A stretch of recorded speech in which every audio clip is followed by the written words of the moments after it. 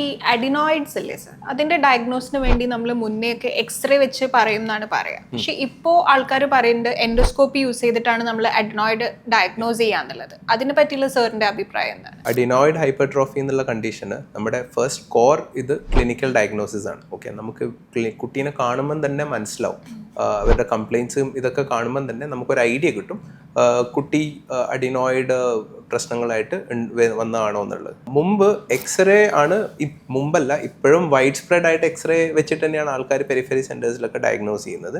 പക്ഷേ അതിനെക്കാട്ടും എത്രയോ നല്ലത് ഒരു എൻഡോസ്കോപ്പി. ഇപ്പം നമ്മളുടെ അടുത്ത് ഫ്ലെക്സിബിൾ എൻഡോസ്കോപ്പീസ് ഒക്കെ ഉണ്ട്, കുട്ടികളുടെ എളുപ്പത്തിൽ ചെയ്യാൻ പറ്റുന്നത്.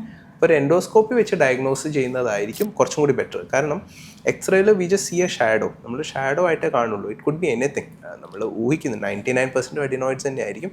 ബട്ട് നമ്മളത് വെച്ചിട്ട് നമ്മൾ പറയും അഡിനോയിഡ്സ് തന്നെയാണ് എന്നുള്ളത്. പക്ഷേ ഇത് വെച്ച് നോക്കുമ്പോൾ, എൻഡോസ്കോപ്പി വെച്ച് നോക്കുമ്പോൾ നമുക്കത് ഏത് ഗ്രേഡാണ്, അഡിനോയിഡ്സ് തന്നെയല്ലേ, അതിൻ്റെ മുകളിൽ വേറെ വല്ല ഇൻഫെക്ഷൻസ് ഉണ്ടോ, ആ കാര്യങ്ങളൊക്കെ നമുക്ക് കുറച്ചും കൂടി ഡീറ്റെയിൽ ആയിട്ട് മനസ്സിലാവും.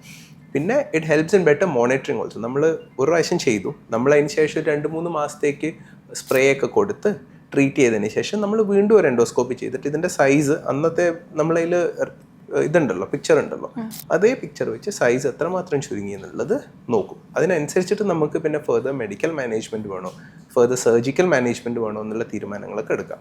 പിന്നെ അങ്ങനെ ഒരു റേഡിയേഷൻ എക്സ്പോഷർ ഒന്നും ഇല്ലല്ലോ ഇതിൽ. അപ്പോൾ ഒബ്വിയസ്ലി ഇന്നത്തെ ദിവസത്തിൽ ലൈക്ക് നമ്മളുടെ അടുത്ത് സൗകര്യം ഉണ്ടെങ്കിൽ എൻഡോസ്കോപ്പി തന്നെയായിരിക്കും എനി ടൈം ബെറ്റർ.